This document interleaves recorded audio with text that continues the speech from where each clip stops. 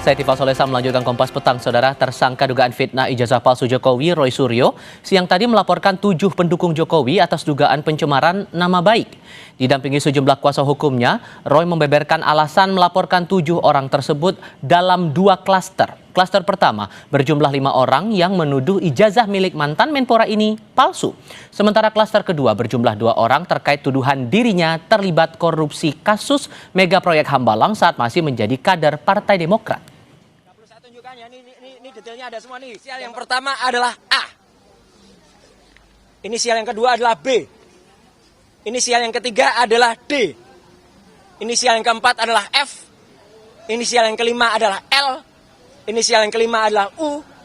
Dan inisial yang keenam adalah U. Dan inisial yang ketujuh adalah V. Jadi memang ada 2 klaster. Klaster yang pertama saya dituduh berijazah palsu. Ya.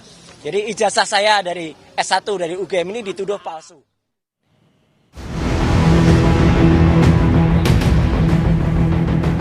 Saya memang hubungannya tidak buruk. Saya hubungannya tetap baik.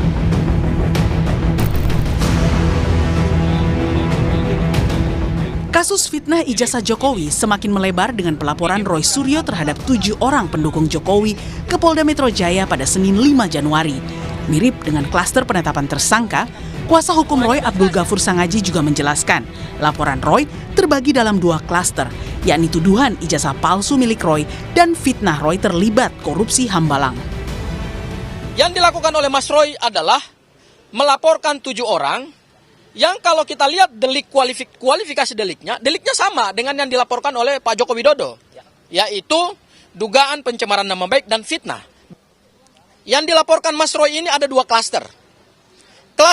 Klaster pertama adalah klaster di mana ada 5 terlapor yang diduga kuat telah melakukan pencemaran nama baik terkait dengan tuduhan dan fitnah bahwa ijazah Mas Roy adalah ijazah palsu. Seakan bersamaan, Partai Demokrat akhirnya melaporkan 4 akun media sosial yang menuduh SBY terlibat isu ijazah Jokowi ke Polda Metro Jaya Senin lalu.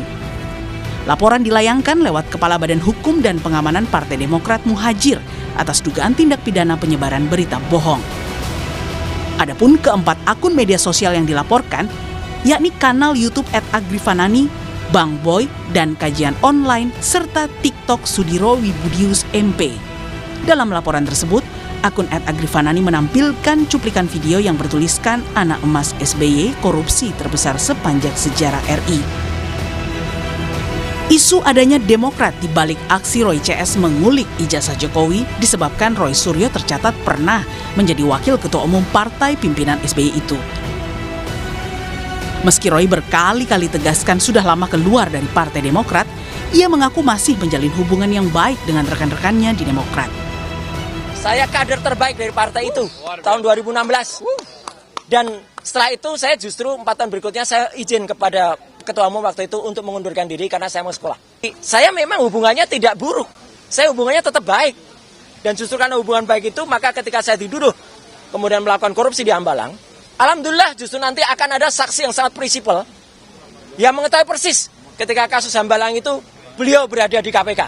Ayo maju, maju, ayo maju, maju, ayo maju. Sejak ditetapkan sebagai tersangka kasus ijazah Jokowi yang menyeret Roy CS, hingga kini belum juga dilimpahkan ke kejaksaan. Terakhir, Polda Metro Jaya menantang Roy CS untuk pra-peradilan jika masih keberatan soal bukti pendukung di balik penetapannya sebagai tersangka. Tim Liputan, Kompas TV. Tidak terima dituduh terlibat korupsi Hambalang dan miliki ijazah palsu, Roy Suryo melaporkan 7 pendukung Jokowi ke Mapolda Metro Jaya. Sementara Partai Demokrat juga melaporkan 4 akun yang menuju Susilo Bambang Yudhoyono ada di balik isu ijazah. Pertanyaannya, benarkah 2 laporan ini hanya kebetulan? Kami diskusikan ini bersama tersangka dugaan fitnah ijazah Jokowi sekaligus pelapor 7 pendukung Jokowi Roy Suryo dan Sekjen Projo Freddy Damanik. Selamat sore semuanya, apa kabar?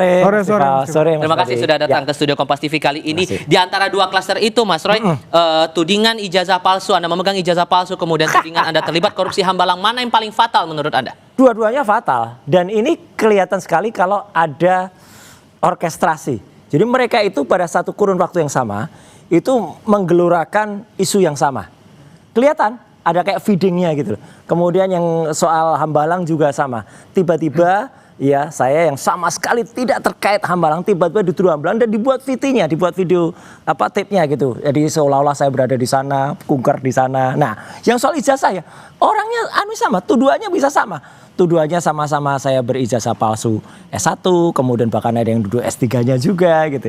Nah, jadi ini kecil kemungkinan kalau mereka itu tidak ada yang memfeeding dan setelah kita lihat background-nya, oh iyalah jelas karena mereka pendukung dari si pemilik 99% ijazah palsu itu. Jelasin dong, tegasin siapa orangnya? Lo ya jelas kan, usah udah nggak usah, bukunya udah terbit, white papernya 99,9% ijazahnya palsu. Kok saya tiba-tiba dituduh ijazahnya palsu kan lucu aja. Oke. Gitu. Nah, Anda kan menyebut tuh 7 pendukung yang dilaporkan walaupun baru inisial A, B, D, F, L, U, V. Ya. Masalahnya saya menarik dengan huruf F. F ini orang di sebelah saya atau bukan? F kan banyak, voicernya juga F. Vival Solesa juga F. Di nama saya lagi tiba-tiba. Lelah ya, voicernya juga. Tapi kenapa Anda nggak mau terbuka dengan F ini apa? Bukan nggak mau terbuka.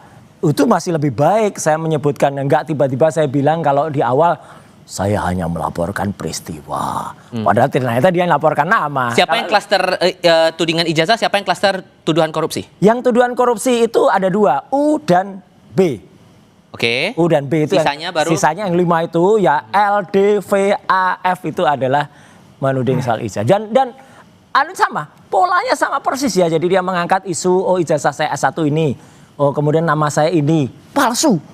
Bahkan ada yang sangat kasar ya. Bilang maaf ini sebutan hewan gitu ya. Gitu. Huk gitu ada juga. Satu lagi juga ada yang waduh kasar banget. Kemudian kalau yang B itu juga itu juga kasar nyebut nama minuman ya dalam bahasa Jawa yang sangat kasar itu. Oke. Anda merasa huruf F itu berkaitan dengan Anda nggak Bang Freddy? Ya, terima kasih. Yang pertama kita hargai ya, itu hak hukum beliau ya melaporkan. Tetapi sebaiknya memang supaya lebih jelas seperti yang Mensreya tadi berani sebutkan ini kontennya, ini yang saya laporkan kan begitu agar ini yang para tertuduh juga yang dilaporkan ini seperti tadi apakah itu nama saya juga jangan-jangan saya juga ini tapi menurut saya sih bukan saya. Kenapa karena dari 2 hal klaster itu seingat saya tidak ada dan saya adalah walaupun aktif saya dalam membela dan berseteru dengan Mas Roy ini tetapi saya nyaris tidak pernah menyerang pribadi.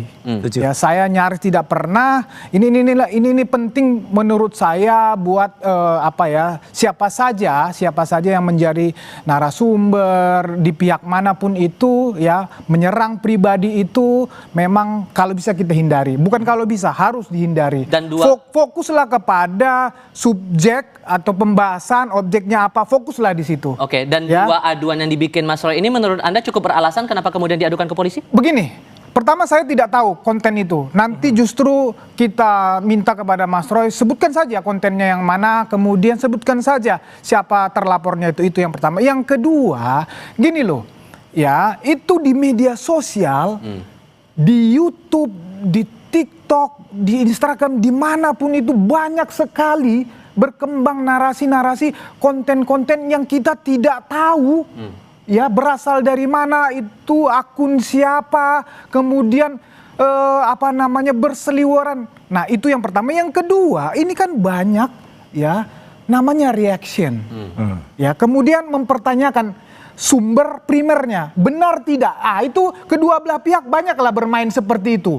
Ya diangkat nih judulnya begini, tanda tanya benar tidak kan seolah-olah mempertanyakan. Nah ini kan mereka ini yang biasa main di medsos sebetulnya paling paham. Nah, apakah itu yang dimaksud? Saya rasa kalau konten-konten yang seperti itu, saya bilang tadi ini kedua belah pihak sering bermain di situ. Saya harap bukan begitulah, karena kalau yang seperti itu dimainkan akan merusak demokrasi kita. Tetap diminta terbuka loh siapa inisial orang-orang ini. Makanya saya juga ingin menjelaskan kepada mereka. Saya adalah orang yang pernah bahkan mengajar soal pembuatan konten tuh, sertifikatnya dari Komdiji. Ya, saya memang dipercaya untuk mengajar konten. Ya, dan ini sangat jauh. Betul, saya hargai Mas Freddy tadi menyampaikan bahwa beliau mungkin tidak merasa. Ya bagus. Karena ada semalam di salah satu TV lain yang sudah merasa kayak cacing kepanasan, malah sudah pakai baju tahanan, pakai kaos tahanan gitu. Mungkin fungsinya ngeledek, tapi seseorang bilang ini udah merasa ini, udah masuk. Dan karena apa? Karena memang isinya luar biasa hate speech-nya. Oke. Jadi saya setuju, saya terima kasih Mas Freddy tadi menyampaikan kalau beliau tidak menyerang dengan melakukan spin. Apa yang dilakukan orang-orang ini? Itu men-spin. Jadi artinya berusaha menolak ijazah palsunya yang 99% junjungannya itu, tapi kemudian membalik seolah-olah saya yang ijazahnya palsu, dan itu salah yang dia katakan. Artinya benar-benar salah karena buktinya sungguh bukti dan bukan reaction. Saya tahu persis kalau dia reaksi itu kan mereaksi. Ini enggak, ini dan tanpa tanda tanya yang dia lakukan. Saya perlu penegasan begini, karena kalau membaca timelinenya Anda mengadukan ke Polda Metro Jaya, tapi nggak jauh dari Anda melaporkan ke Polda, Partai Demokrat mengatasnamakan Pak SBY juga mengadukan 4 akun media sosial menuding Pak SBY terlibat dalam ijazah palsu Jokowi. Ini ya itu terserah. Kebetulan atau gimana? Enggak, kalau itu terserah teman-teman Partai Demokrat. Kebetulan mungkin saja time frame-nya hampir sama. Tapi kan isunya beda yang diadukan oleh teman-teman di Partai Demokrat. Dan saya juga tidak tahu ya siapa yang melakukan disebutkan 4 itu. Kalaupun ada kesamaannya mungkin saja ada yang sama.